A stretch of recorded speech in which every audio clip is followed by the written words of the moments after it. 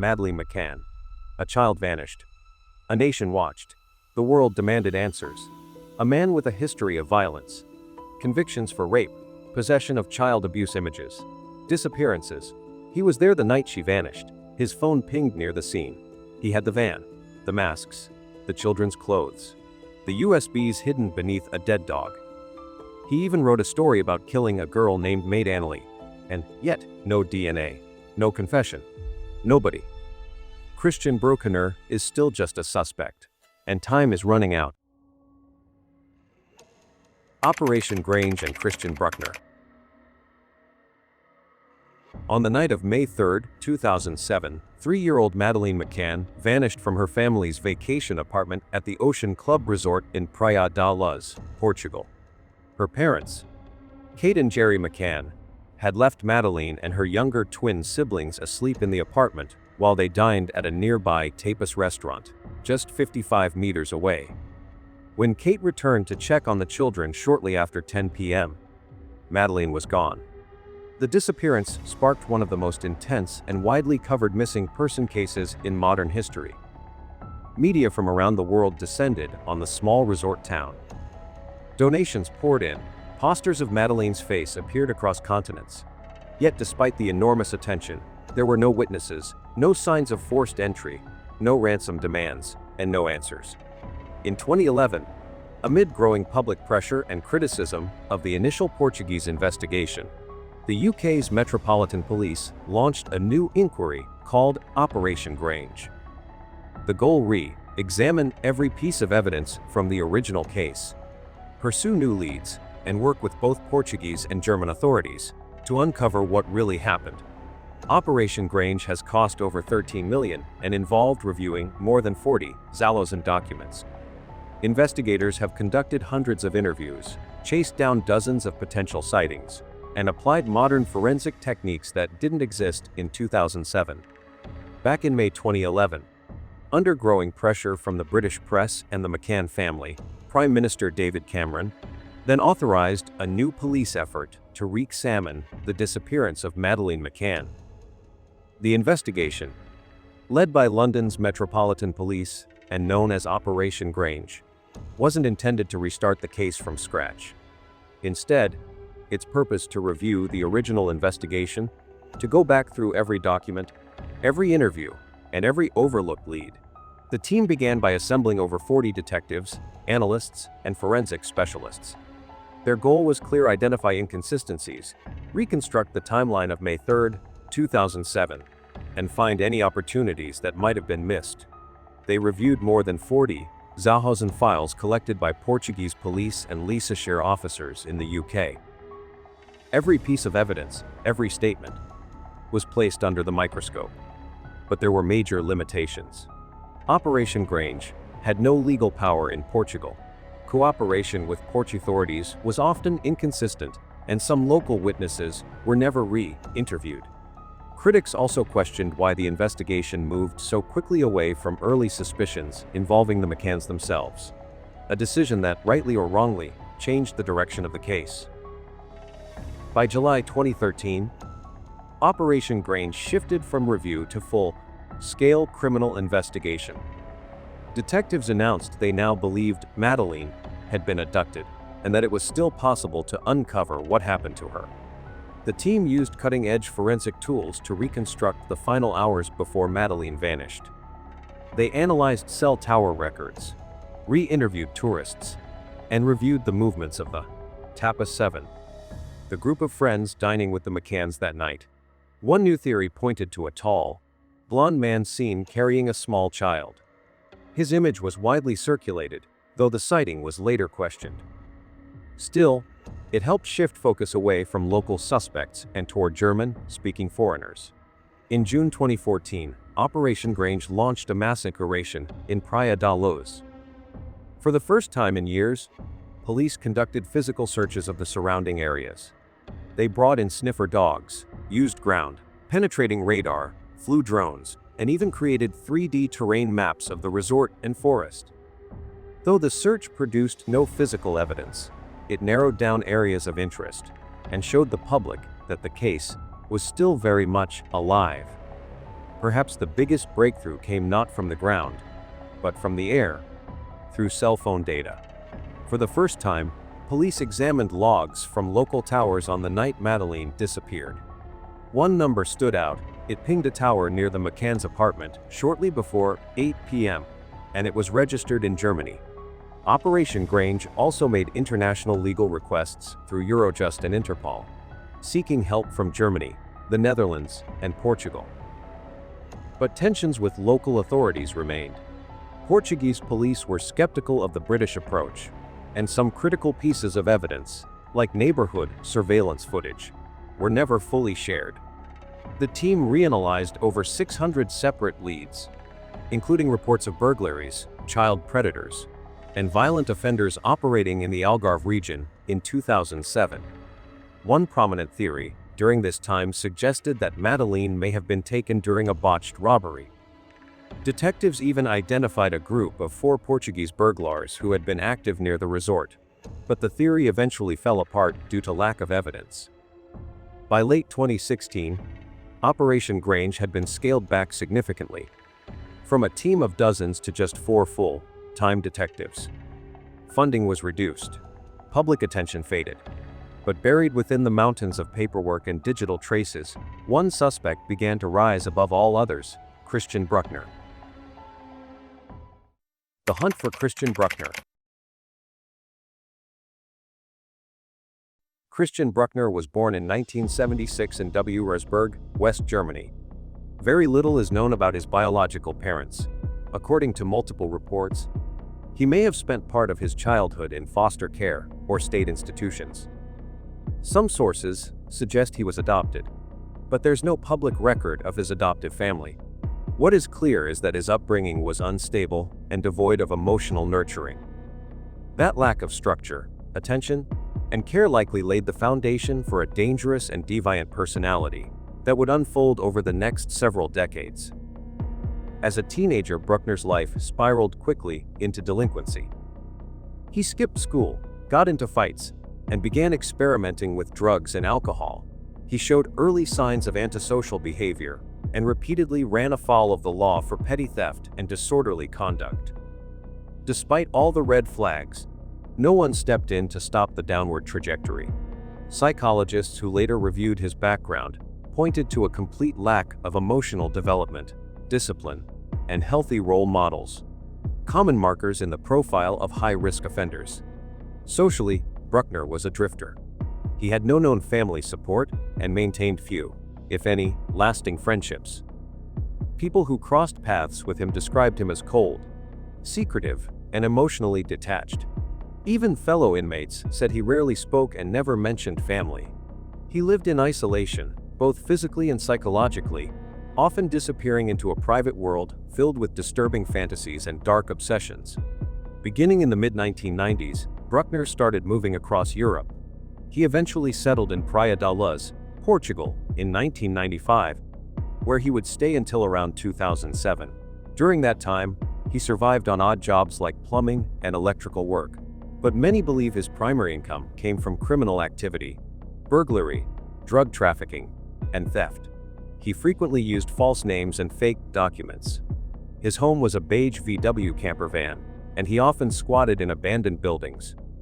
He had no fixed address and no consistent paper trail, making him nearly invisible to law enforcement. What's more disturbing is how intentional he seemed in his targeting. Brückner was not just an opportunist. During his years in Portugal, he often chose to live in properties that overlooked family-oriented tourist resorts. Witnesses later recalled seeing him use long-lens cameras to observe children from a distance.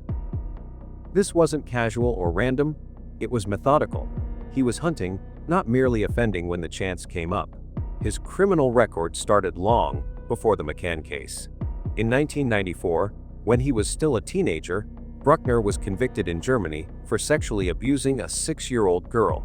That was the first known offense, but far from the last. Over the next decade, he racked up convictions for child pornography, assault, drug offenses, and theft.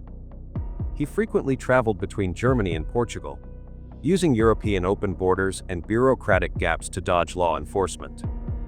At one point, Brückner was even believed to have links to a larger network of child sex offenders in Germany.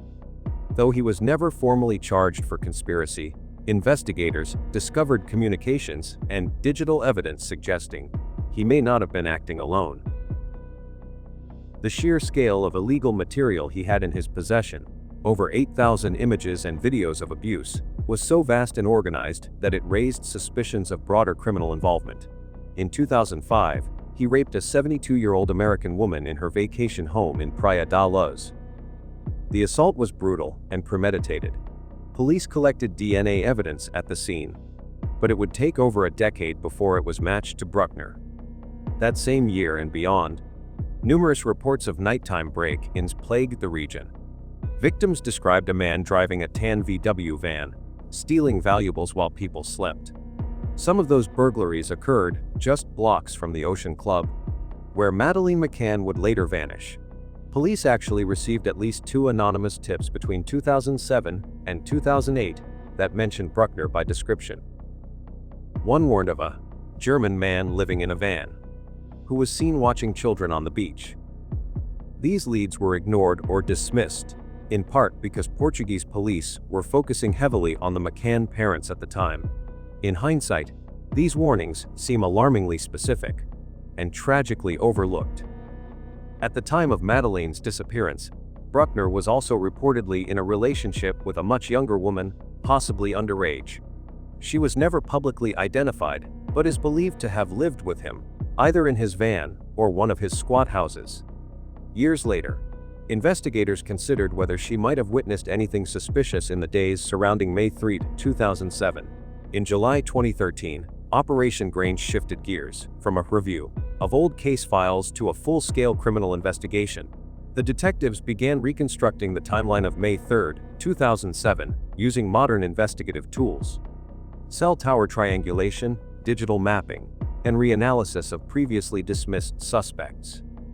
It was during this digital sweep that one phone number, German, prepaid, pinned near the Ocean Club around the time Madeleine vanished. They didn't know the name yet, but the number belonged to Christian Brückner. In June 2014, UK and Portuguese authorities launched a comprehensive field search since 2007. Using ground-penetrating radar, they scoured forests, abandoned wells, and open terrain near Praia da Luz. It was based on a revised hypothesis, shifting away from family-ment toward an abduction by a foreign predator. That shift, investigators would later realize, quietly aligned with the profile of Brückner, though he was still unknown to the public. That same year, authorities reevaluated witness reports of a man seen carrying a child in pajamas. The description: tall, blonde, possibly German-speaking, a portrait that would eerily fit Brückner's appearance at the time. By 2015 and 2016, forensic telecom analysis became the central tool. Operation Grange tracked phone activity in the area surrounding apartment Favier. One number, active at 7:32 p.m. on May 3, 2007, stood out. It was later confirmed to belong to Christian Brückner. He had received a call from another unidentified prepaid number, just 90 minutes before Madeleine went missing. What that call was about, and who made it, remains unanswered to this day. Further evidence placed Brückner at a residence just minutes from the scene, an apartment on Rua da Escola Prim Ria, abandoned by 2013, but used by him around the time of the abduction. Its location gave him a clear view of the Ocean Club and the family staying there. Adding to the growing suspicion were early warnings that had been missed. Between 2014 and 2016, intelligence reports began surfacing that Brückner had been seen photographing children on the beach. At the time, those warnings were brushed aside, too vague, not actionable. But in hindsight, they were clear red flags. Internally, the UK, Portuguese, and German police started sharing data about Brückner. His prior sex offense convictions, his known time in the Algarve, and his history of burglaries were now on record. Yet despite this growing body of evidence, legal friction, particularly with German authorities, stalled progress. Files weren't always shared. Warrants took time. Bureaucracy got in the way. Ironically, by late 2016, Brückner was already in custody in Germany, but for unrelated crimes, including possession of child sexual abuse materials. That arrest happened just months after Operation Grange flagged his number as being near the Ocean Club the night Madeleine vanished. Yet, despite all of this, his name remained sealed. Operation Grange kept their suspect list tightly guarded. Publicly, they still chased the blonde man lead, even as the data was pointing elsewhere. This delay in naming Brückner, despite damning digital evidence, would later draw criticism from the media and Portuguese officials alike. By the end of 2016, Brückner hadn't been charged or even publicly linked to the case. But behind the scenes, the pieces were beginning to align: cell tower matches, location proximity, past behavior, and a timeline that placed him within striking distance. The German man with a violent past and a predatory mind was no longer invisible. He was now on the radar, just not in the headlines yet. In a publicly unconfirmed day 2016, German authorities carried out a search on a crumbling, isolated warehouse near Braunschweig. It was part of a broader investigation into child sexual abuse material, completely unrelated at the time to the disappearance of Madeleine McCann. But what they found would later cast a terrifying shadow across both cases. The property had once been rented by Christian Brückner under an alias. He used it as a secret storage space, away from public view, tucked behind fences and neglect. Inside, police uncovered over 8,000 images and videos of child sexual abuse. These weren't random files. They were methodically organized into folders. Some downloaded from the internet, others homemade. Some appeared to be self-recorded. The quantity, variety, and structure of the collection were chilling, pointing not just to a consumer of this content, but to someone deeply embedded in a long-term, obsessive pattern. But perhaps the most disturbing discovery was this. Several USB drives and hard disks were found buried beneath the corpse of Brückner's dead dog. Wrapped in plastic, the devices were hidden intentionally. Investigators later suggested this act wasn't just about hiding evidence, it was symbolic, using the body of a beloved pet to guard. Incriminating material indicated a man who was both paranoid and psychologically detached, capable of terrifying levels of control. Scattered around the warehouse, they also found children's clothing, swimsuits, small underwear, pajamas. None were matched to any known victims, which raised immediate concerns about unidentified children who may have crossed paths with Brückner. Some garments were stored individually, packaged, almost like trophies. There's no public record of whether these items were DNA tested, which leaves a disturbing hole in the evidence trail. There was more. Ropes, zip ties, rubber masks, and duct tape were recovered, items clearly associated with restraint and control. Add to that stun guns, firearms, and various chemical agents, including sedatives and potentially chloroform-like substances. Experts later concluded that Brückner wasn't impulsive, he was systematic, calculating, and incredibly dangerous. Tucked between the physical evidence was a short story, handwritten or typed, titled Mad Anneli. In it, Brückner described in graphic detail the kidnapping, assault, and murder of a young girl. The fictional name was chillingly close to Madeleine. The parallels were impossible to ignore, and though not directly admissible as proof, it became a major red flag in psychological profiling. Some of the digital devices had been tampered with, files deleted, folders encrypted, hard drives password protected. Brückner knew what he was doing. He had technical knowledge, and had clearly prepared for the possibility of a raid. Investigators concluded that this wasn't the first time he'd hidden evidence, and it likely wouldn't be the last. The warehouse itself had not been rented under Brückner's legal name. It took time for investigators to connect him to the site, requiring cross-checks with vehicle registrations and prior leasing documents. His habit of using aliases and refusing to keep a permanent address complicated every step of the investigation. It's important to remember that this 2016 search was not launched under Operation Grange or in connection to Madeleine McCann. It was a German-led child exploitation case. Only years later, when a German number linked to Brückner pinged cell towers near the Ocean Club on the night Madeleine disappeared, did these two worlds collide. Suddenly, that warehouse meant a whole lot more.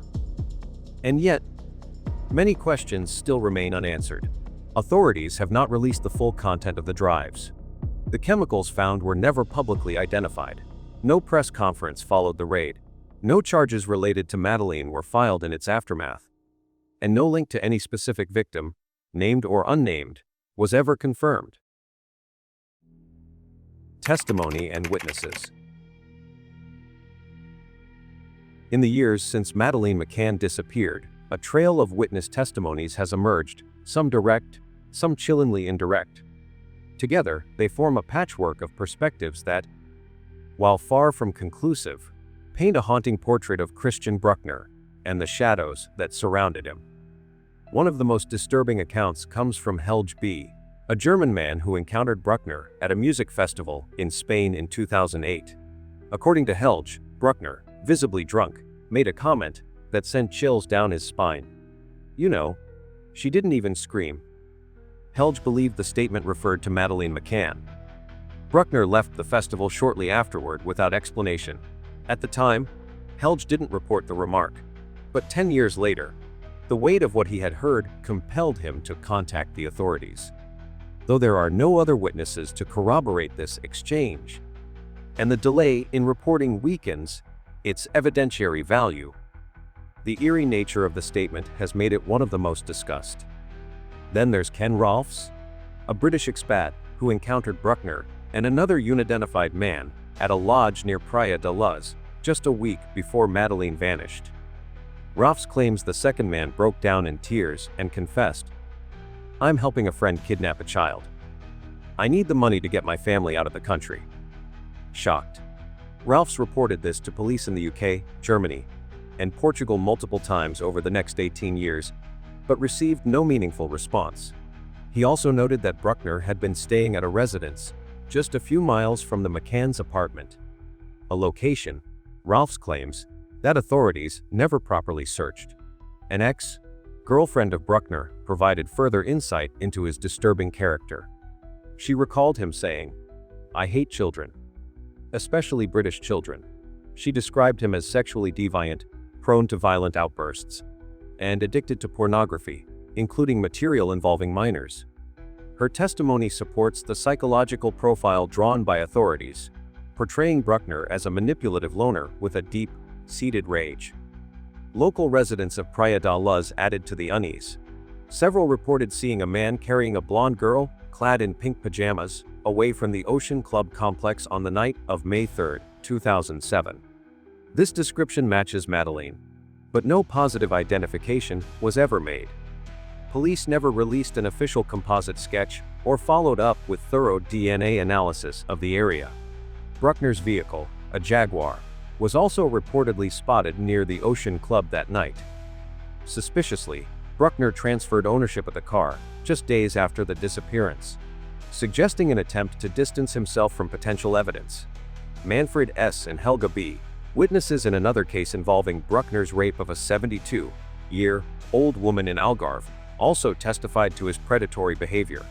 However, their credibility has been questioned due to potential financial motives or undisclosed agreements with investigators, which clouds the reliability of their claims.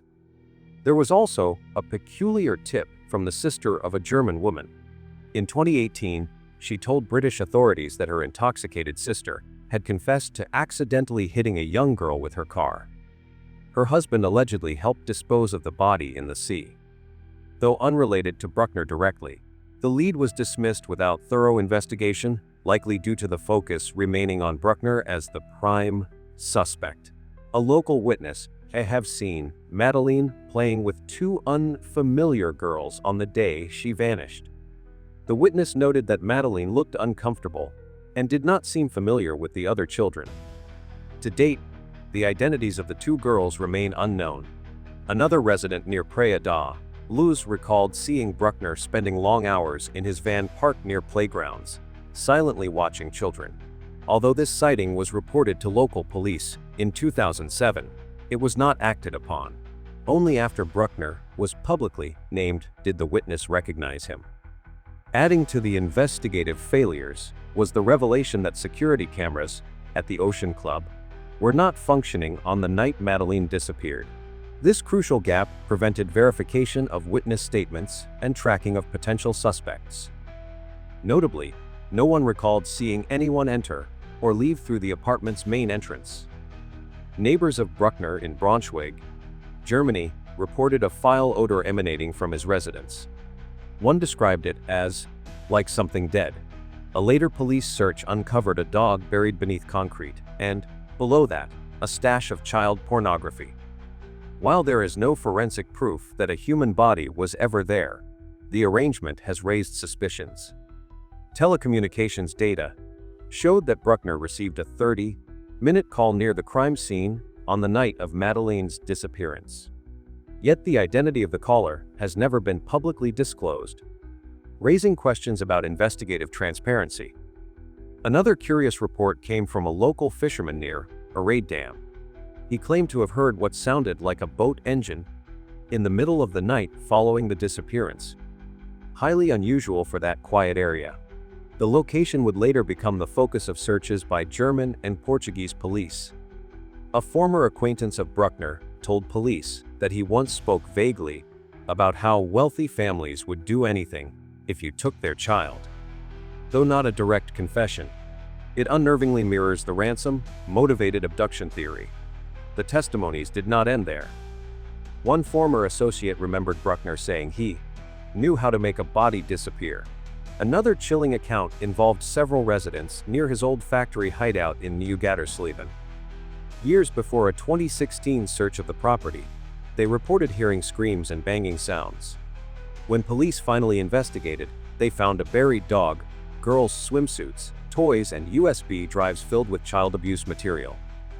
No explanation was ever given for the noises. Even behind bars, Brückner reportedly continued to boast. A former inmate claimed Brückner said the British media would never believe what really happened to Madeleine. The statement, though vague, suggested he knew more than he let on. An anonymous letter sent in 2013 pointed investigators to a wooded area near one of Brückner's campgrounds, claiming Madeleine had been buried there. The coordinates were never followed up seriously until 2023. Hotel staff and Ocean Club employees interviewed at the time provided inconsistent testimonies. Some relocated permanently after the incident. One cleaner reported seeing a man surveilling the McCann's apartment in the days prior, a detail that was never confirmed. A separate sighting came from a British tourist who saw a man carrying a child toward the beach late at night. She remembered the child appeared limp, possibly asleep, and the man kept glancing over his shoulder. A sketch was made, but it never matched Brückner or any known suspect. Campers who stayed at the same Portuguese sites as Brückner described him as strange, aggressive, and overly fixated on young girls. They recalled him yelling at children and constantly carrying binoculars and a camera. Taken individually, many of these testimonies suffer from the weaknesses common in long-running investigations: delayed reporting, lack of corroboration, questionable credibility. But collectively, they build a dark mosaic, a pattern of behavior, presence, and suspicion that is impossible to ignore. Whether Christian Brückner is guilty or not, these voices reveal one undeniable truth: far too many warnings were missed, and far too many witnesses were ignored for far too long. Forensic failures. From the beginning, the forensic handling of the Madeleine McCann case was riddled with procedural missteps and lost opportunities. The apartment from which she disappeared, apartment 5A, was never properly secured. Dozens of individuals, including friends, police, and resort staff, entered the scene before any formal forensic examination took place. British cadaver dogs detected the scent of a body and possible blood traces, but later DNA tests were inconclusive. Investigators and critics suggest the site was compromised too early, making reliable evidence nearly impossible to obtain. Christian Brückner's Jaguar XJ6 was seen near the scene on the night Madeleine vanished. Oddly, he transferred ownership of the car shortly afterward. But to this day, there is no public record confirming whether the car was ever tested for DNA, blood, or other biological evidence. The same neglect applied to his infamous VW T3 camper van, where he lived and was often seen parked near children's playgrounds. No official forensic report details if blood, hair, or fibers were ever analyzed from this vehicle. In the 2016 derelict warehouse search in New Gattersleben that Brückner had previously rented. As mentioned, local residents had reported a disturbing smell years earlier. While police did uncover buried USBs filled with over 8,000 images, a dog carcass, and children's toys and swimwear, they did not conduct full DNA testing at the time. Shockingly, they also failed to excavate the concrete floor entirely, a step many forensic experts later labeled a missed golden opportunity. Adding to the forensic failures was a mysterious 30-minute phone call Brückner received on the evening of May 3, 2007. The signal was traced to a tower near apartment 5A, making it a potential digital smoking gun. Yet the caller's identity remains unknown, and it's unclear whether law enforcement ever pursued tracing the number or retrieving records from the phone company. The Ocean Club's back-facing security cameras, situated directly behind apartment 5DA, were reported to be non-functional that night. Whether this was due to a technical glitch or possible tampering has never been explained. This failure erased any chance of capturing who might have entered or exited the apartment around the time Madeleine disappeared. Physical evidence handling further suffered from poor storage and inadequate preservation. Some early materials were either not sealed correctly or were lost over time. Forensic techniques like luminol testing for blood traces were either not used or not documented. There is no evidence that fiber, soil, or hair trace analysis was ever comprehensively done on items from Brückner's properties or vehicles. Authorities failed to seize Brückner's digital devices until 2017, over a decade too late. By then, key devices had likely been erased, destroyed, or sold. The USBs found in the warehouse lacked metadata linking them directly to May 2007. No signs exist that their contents were cross-referenced with Europol databases or compared with other missing children. A separate forensic lapse occurred when investigators didn't cross-check DNA from Brückner's known or suspected involvement in other cases, such as the disappearance of Inga Jerich in Germany in 2015. Although the two cases bear chilling similarities, no official record confirms that evidence from one was tested against the other. Inga, a 5-year-old girl, vanished in a wooded area during a family picnic. Just like Madeleine, she was never found, and Brückner was confirmed to be in the area at the time. Yet no DNA or trace evidence was matched between the two investigations. Authorities missed the opportunity to connect timelines or compare forensic patterns, and crucially, no explanation has ever been given for why these links weren't formally pursued. There's also the troubling question of whether Madeleine's full DNA profile was preserved adequately back in 2007. Without a full genomic record, comparing unknown biological traces becomes extremely difficult. And to this day, no unified forensic database or protocol exists among British, German, and Portuguese authorities. Each country has kept its evidence siloed, preventing comprehensive reanalysis. Even in later years, forensic opportunities continued to slip away. Many campsites and residences tied to Brückner weren't secured or examined until years after the fact, by which time they had been resold, demolished, or contaminated. At the warehouse and Lake Arade, there's no record of using ground-penetrating radar to locate buried remains or disturbed earth, despite the known fall odor and previous suspicions. The Arade Dam, located in Silves in southern Portugal about 50 kilometers from Praia da Luz, became the center of renewed international attention in May 2023. Christian Brückner, the prime suspect in Madeleine McCann's disappearance, was known to frequent the area and reportedly used it as a secluded retreat. Locals referred to it as his rat run, a place he used to avoid detection. Despite its close connection to Brückner's past, it took a decade before authorities returned to this location in a serious way. Back in 2013, Portuguese police received an anonymous letter. Unlike most tips, this one included precise GPS coordinates and a disturbing claim that Madeleine McCann had been buried in a forested area near the lake. The letter was archived and ignored until new evidence surfaced years later. German authorities reviewing Brückner's devices found photographs taken at Lake Arade just days after Madeleine went missing.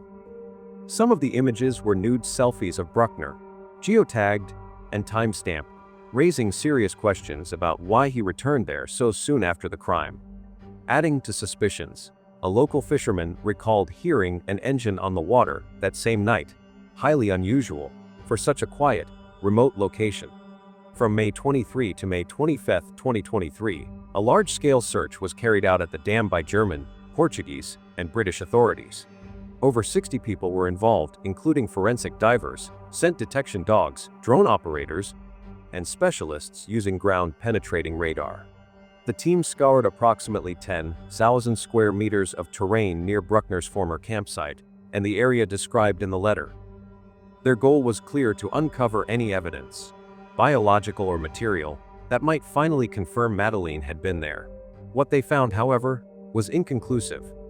Investigators recovered animal bones, fragments of degraded fabric, adult-sized clothing, unidentified metal objects, and deteriorated wood and plastic. All samples were sent to Germany for further testing. No DNA evidence linked to Madeleine was announced. Authorities kept the results vague, with German police calling the search productive, but refusing to release specific findings. Many experts criticized the operation for falling short in several critical ways. For one, the search lasted only 3 days, an unusually short window given the size and complexity of the area. There was also no confirmation that modern scanning technology, like sonar or magnetometers, was used to examine the lakebed. Furthermore, it remains unclear whether any soil or water samples were tested for decomposition chemicals or trace blood. Experts argued that, without these steps, the chances of finding long-lost forensic evidence were slim from the start. Jurisdictional complications further muddled the investigation. Portuguese police handled the search on the ground, but the Germans set the direction of the operation. British authorities were largely left out of key decisions, and even Operation Grange, the UK's official team, was not fully briefed. Several local police officers and contractors were also reportedly placed under gag orders, preventing them from discussing what they witnessed at the site. This secrecy led to speculation: either something significant was found and kept quiet, or nothing was discovered and authorities wanted to avoid embarrassment. Some even suggested that Brückner himself may have misled investigators. According to a former associate, Brückner once bragged that the British media would never know what really happened to Madeleine. While there's no proof he intentionally left a false trail, the idea adds to the mounting suspicion that the Arade search, while dramatic, may have been based on a ruse.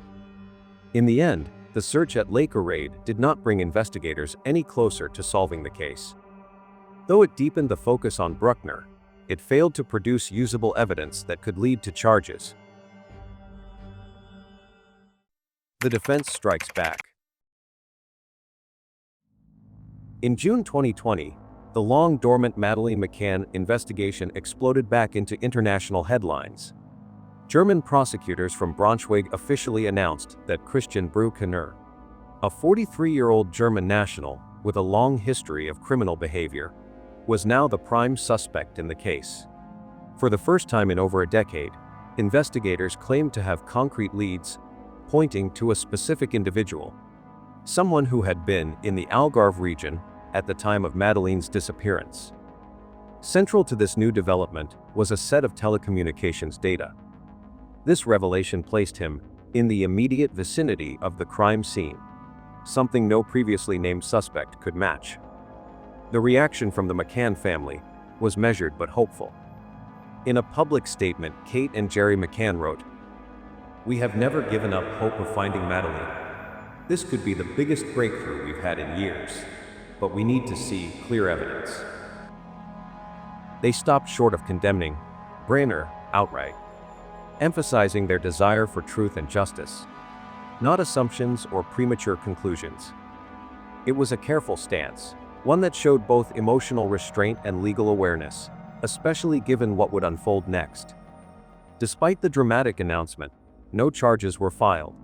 German prosecutors made strong claims. even going as far as to say they had evidence that Madeleine was dead. But they refused to share that evidence publicly. The lack of immediate legal action sparked confusion and criticism across Europe. Some questioned whether the German team had moved too fast with their declaration.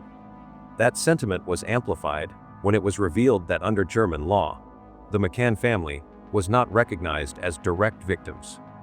Since the crime occurred outside Germany, and Madeleine was a British citizen, her parents had no legal right to access case files, view evidence, or receive official updates, unless they hired a representative inside Germany. For a family that had waited 13 years for a breakthrough, this legal technicality was both infuriating and disheartening. Adding to the controversy was Hans Christian Wolters, the lead prosecutor. Wolters gave multiple interviews to the press, suggesting Brückner was undoubtedly involved, and even claiming that authorities knew Madeleine was no longer alive. But with no indictment, no timeline, and no trial in sight, many in the legal and media community accused Wolters of speaking too soon and compromising the integrity of the case with public overstatements. By the end of 2020, the situation was murky. On paper, the case had reached a major milestone, a suspect had been named, data had been found, and global attention had returned. But in practice, the progress felt fragile. The McCanns were hopeful, but they remained on the outside of a legal system that offered them no transparency. The German team was adamant, but unwilling or unable to produce enough evidence to bring charges. And Christian Brückner, from behind bars in Kiel prison on unrelated charges, remained silent, save for a single handwritten letter declaring his innocence and mocking the media frenzy surrounding his name. By 2022, the Madeleine McCann investigation was entering yet another uncertain phase. Operation Grange, the British task force launched in 2011, had all but gone silent. Germany and Portugal, meanwhile, were at odds over evidence sharing. Frustration was mounting, particularly from the McCann family and the press, over why no formal charges had been brought nearly 2 years after Christian Brückner was named the prime suspect. In a key development that April, Portuguese authorities officially designated Brückner as an arguido, a formal suspect under Portuguese law. It was a strategic move. While it didn't come with charges, it preserved their legal right to prosecute before the statute of limitations expired. Yet critics pointed out the designation seemed more pro-jure than prosecutorial, more a legal placeholder than an active step toward justice. Brückner's legal team, led by Friedrich F.U. Loscher, began publicly positioning their client as a victim of pretrial abuse. They warned that holding a suspect without indictment for extended periods could violate human rights protections. This signaled a new defensive strategy to delay prosecution long enough to argue for dismissal on legal grounds. During this same period, the McCann family grew more vocal in their calls for transparency. In 2021 and 2022, they submitted formal requests to police in the UK, Germany, and Portugal for updates and access to evidence. They gave interviews to the BBC, The Guardian, and Sky News expressing growing disillusionment. "We feel left in the dark, even as the parents of the victim." In May 2023, authorities launched a large-scale search at a raid dam in Portugal, an area linked to Brückner through old photos, GPS data, and a 2013 anonymous letter. German, Portuguese, and British police worked jointly on the operation. For 3 days, they combed roughly 10,000 square meters using ground-penetrating radar, scent dogs, drones, divers, and sediment analysis teams. The result, disappointing. Investigators retrieved various items, animal bones, fabric fragments, and adult clothing, but nothing was conclusively linked to Madeleine. DNA testing returned no matches, and officials declined to release a full report. German prosecutors called the operation productive, but refused to clarify what that meant. Meanwhile, Brückner's legal team used the moment to double down. They criticized the lack of results and warned again that prolonged detention without formal charges could trigger a case against the state of Germany for unlawful imprisonment. Public pressure surged. On the 16th anniversary of Madeleine's disappearance, the McCanns held a vigil with the powerful message, "Don't forget her." spreading across social media. But behind closed doors, they were losing faith. Leaked statements to sympathetic press outlets revealed their growing frustration. Still, they avoided criticizing law enforcement directly, choosing to maintain a posture of determined patience. As the investigation dragged on, 2024 marked a critical juncture. The McCanns publicly observed 17 years since Madeleine vanished.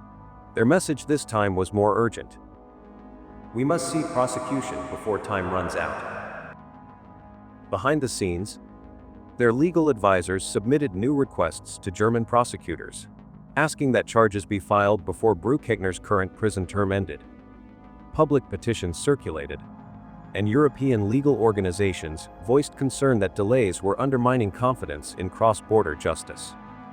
Adding to the complexity, Brückner faced trial in Braunschweig in October 2023 for 5 separate sexual assaults involving children and women in the Algarve between 2000 and 2017.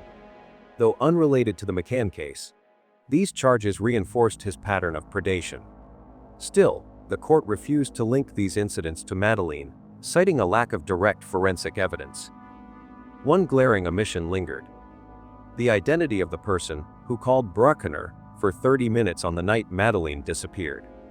As of late 2024, that phone number had still not been traced. The failure to identify the caller remained one of the investigation's most baffling, and possibly most negligent, loose ends. In anticipation of Brückner's potential release, authorities began exploring pretrial detention measures. If a charge was filed late in 2024 or early 2025, courts could apply Untersuchungshaft, a German legal provision allowing investigatory detention. But that would require a strong evidentiary basis, not just suspicion or speculation. To avoid being sidelined, the McCann family explored legal representation within Germany and considered appeals to the European Court of Human Rights. Their foundation, the Find Madeleine Fund, extended operations to finance this strategy. If they won't show us the evidence, we'll take it to the highest court in Europe, Kate McCann reportedly said in a closed legal briefing. Now in 2025, everything hangs in balance. Christian Brückner's current sentence for rape is nearing its end. If no charges related to Madeleine are filed before that date, he could walk free, a devastating outcome for the McCanns and all who have followed the case. In a deeply emotional statement, Kate and Jerry McCann wrote, "We've lived with this nightmare for nearly 2 decades. If the truth isn't revealed before the suspect walks free, it will be a devastating failure of European justice." Despite everything, they continue to believe Madeleine's case can still be solved. They have vowed never to give up and stand ready to push the case into any court, anywhere, to find answers. As 2025 unfolds, the world watches, once again, with cautious hope and lingering doubt. If no charges are filed, the Madeleine McCann case could recede once more into cold case status. Unless new witnesses come forward, new evidence emerges, or a confession is made, this may be the final chapter of one of the most haunting disappearances in modern history. The Theory of Scapegoat. In 2007, one of the earliest figures involved in the Madeleine McCann investigation was Gonçalo Amaral, a senior investigator with the Portuguese Polícia Judiciária. He wasn't just another detective assigned to the case. He was a man who quickly came to believe that something about the investigation was fundamentally flawed. Taking charge during those first critical days, Amaral led the inquiry into Madeleine's disappearance from apartment 5A. But by October, just 5 months in, he was removed from the case after making controversial remarks about British police interference. What followed would ignite a firestorm that divided public opinion for years to come. In 2008, Amaral published a book titled Maddie, The Truth of the Lie. In it, he laid out a stark and controversial claim: that Madeleine McCann had not been abducted, but had died in apartment 5A, and her parents, Kate and Jerry McCann, had orchestrated a cover-up. He pointed to several details, most notably the alerts from cadaver dogs in the apartment, on Kate's clothing, and in the trunk of a car the McCanns rented 3 weeks after Madeleine disappeared. Amaral theorized that the body was temporarily hidden, then later moved in that car. The book ignited a legal firestorm. The McCanns sued Amaral for defamation, arguing that his claims had caused them emotional harm and damaged the ongoing search for their daughter. A Portuguese court initially sided with them, awarding 500,000 in damages. But the decision was later overturned by Portugal's Supreme Court in 2016, which defended Amaral's right to freedom of expression. The McCanns appealed to the European Court of Human Rights, but as of now, that ruling still stands. Amaral didn't stop with his book. He continued to raise questions the official narrative seemed to ignore. He highlighted that the security camera behind apartment 5A was, coincidentally, non-functional the night Madeleine vanished.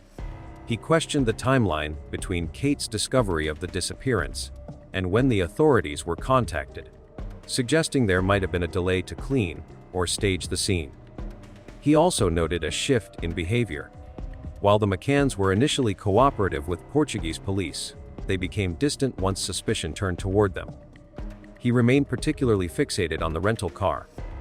According to Amaral, cadaver dogs strongly alerted inside the vehicle. To him, this wasn't just odd, it was damning. He believed Madeleine's body might have been hidden and later moved using that car. He also emphasized that DNA results from the vehicle were inconclusive, not exonerating. In recent years, Amaral has voiced strong opposition to the Brückner theory, calling it a smokescreen and a scapegoat narrative. He believes German prosecutors are shifting attention away from early mistakes in the investigation. In Amaral's eyes, there is no credible forensic evidence tying Christian Brückner to Madeleine's disappearance. Meanwhile, clues that once pointed toward the McCanns, however circumstantial, have been disregarded. Amaral has gone as far as suggesting political pressure from the UK influenced the Portuguese investigation. He believes diplomacy took priority over justice, and that the truth was buried under layers of international sensitivity. Some former investigators, too, have hinted that higher powers might have intervened to steer the case away from uncomfortable conclusions. Public opinion remains deeply divided. Some see Amaral as a truth teller who was silenced too soon, while others view him as a man who misused his platform to accuse grieving parents without solid evidence. His theory has become one of the most controversial elements of the case, casting a long shadow over every new development. Whatever the truth may be, Amaral's version of events has endured. It's a counter-narrative built on suspicion, forensic anomalies, and perceived cover-ups.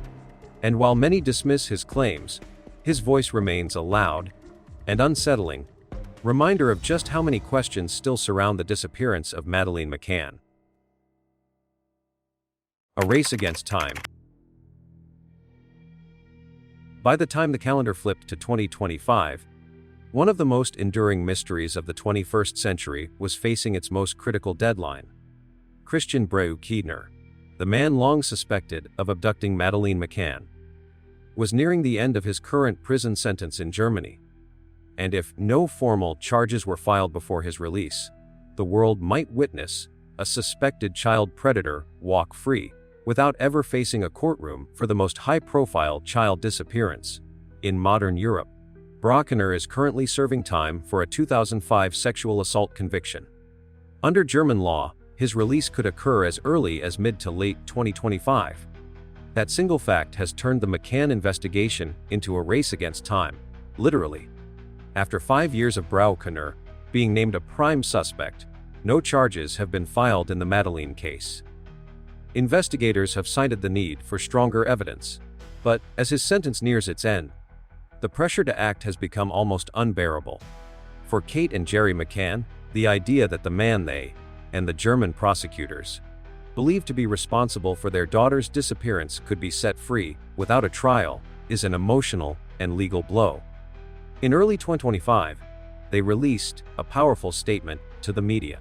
"We've lived with this pain for nearly 2 decades.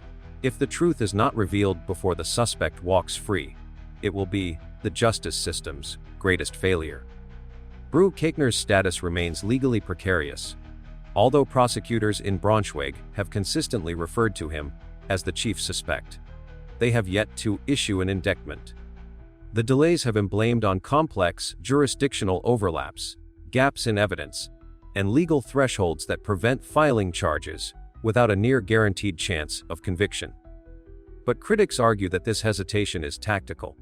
Filing too early and failing in court could prevent retrial due to double jeopardy restrictions. Waiting too long, though, risks letting Brückner disappear into society, unmonitored and beyond legal reach.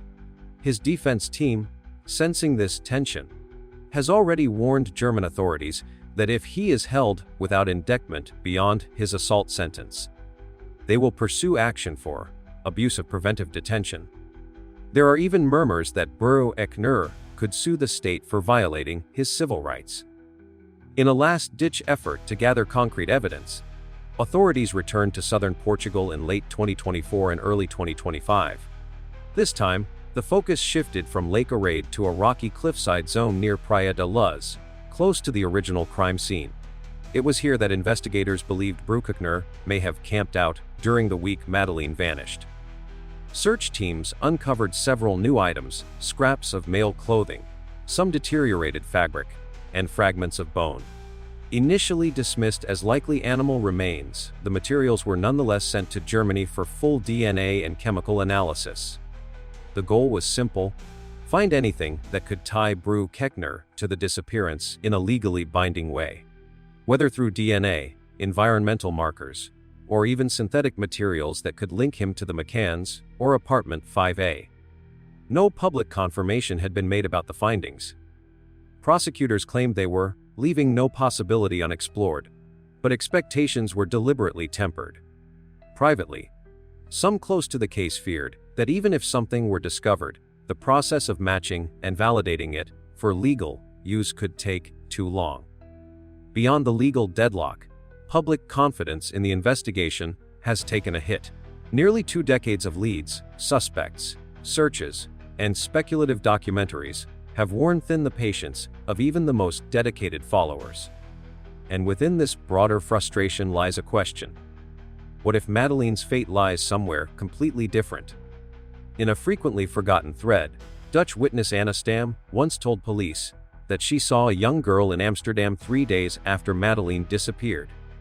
The child, who bore a striking resemblance to Madeleine, was accompanied by a man and a woman. The girl reportedly told her, "They took me from my mommy. She was on holiday."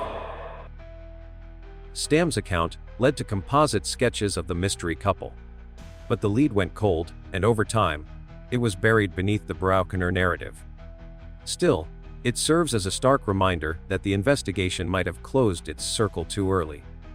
What if Brückner wasn't the answer, or at least not the whole answer? Throughout early 2025, the McCanns continued to advocate for justice. Their legal team filed appeals urging the Braunschweig prosecutor's office to proceed with charges. They also hinted at escalating the issue to the European Court of Human Rights, arguing that the family's right to truth and access to justice was being denied. Supporters of the McCanns rallied around the campaign. Petitions circulated online, demanding transparency and action. On the 18th anniversary of Madeleine's disappearance, public demonstrations were held in several cities across the UK and Germany. Despite the noise, no major prosecutorial breakthrough was announced. That silence only deepened the family's fear that justice would be delayed, if not denied altogether. If Brückner is released without indictment, the ramifications are enormous. Without the ability to detain him, German law enforcement would lose the tools needed to track his movements or search his property. Surveillance might continue informally, but without legal standing, it would be limited. Some legal analysts have suggested that prosecutors could invoke Untersuchungshaft, Germany's preventive detention clause, if they obtain even marginally stronger evidence. But this tool is controversial and requires more than circumstantial suspicion. A misstep here could derail the case permanently. Worse, once released, Brückner could leave Germany. While he is a convicted sex offender, without active prosecution in the McCann case, there may be no legal grounds to prevent international travel, especially to countries without extradition treaties. As of mid-2025, The case teeters on the edge. Prosecutors are racing not just against legal deadlines, but against time itself. Evidence decays, memories fade, and suspects adapt. Every passing month makes the task harder. Meanwhile, the McCanns prepare for the worst. In private interviews, close family friends have described a sense of mournful resignation. From Kate and Jerry. They don't speak publicly as often anymore. When they do, their tone is restrained but unwavering. Kate said in a recent anniversary vigil that, "Whether justice comes tomorrow or never, we will still be Madeleine's parents. That will never change." In many ways, Part 8 is less about a breakthrough than it is about the ticking clock. The world may not know what happened to Madeleine by the time Brückner walks free. And unless something extraordinary emerges soon, whether a confession, a forensic miracle, or a courageous witness stepping forward, the case may freeze once more. But if it does, it won't be because people stopped caring. It will be because the system, once again, moved too slowly. The Madeleine McCann case reminds us of one vital truth: persistence matters. Nearly 2 decades have passed, filled with setbacks, silence leads, and international tensions. Yet through it all, her parents, Kate and Jerry McCann, have never stopped searching, never stopped believing that answers are possible. That hope, however fragile, has endured. This is not just a story of loss. It's a story of resilience in the face of unthinkable pain. Injustice may stretch for years, but as long as questions remain unanswered, there is still a reason to fight. Evidence may fade, witnesses may forget, but a single breakthrough, one voice, one confession, one piece of overlooked truth, can change everything. The lesson here is not about certainty, it's about endurance. Even when systems falter, even when time works against justice, it is those who refuse to give up that keep the possibility of truth alive. Until the final word is spoken, there is still something left to hold on to hope. Let this case be a reminder. Justice delayed is not justice denied, if we are willing to wait, watch, and never stop asking for answers.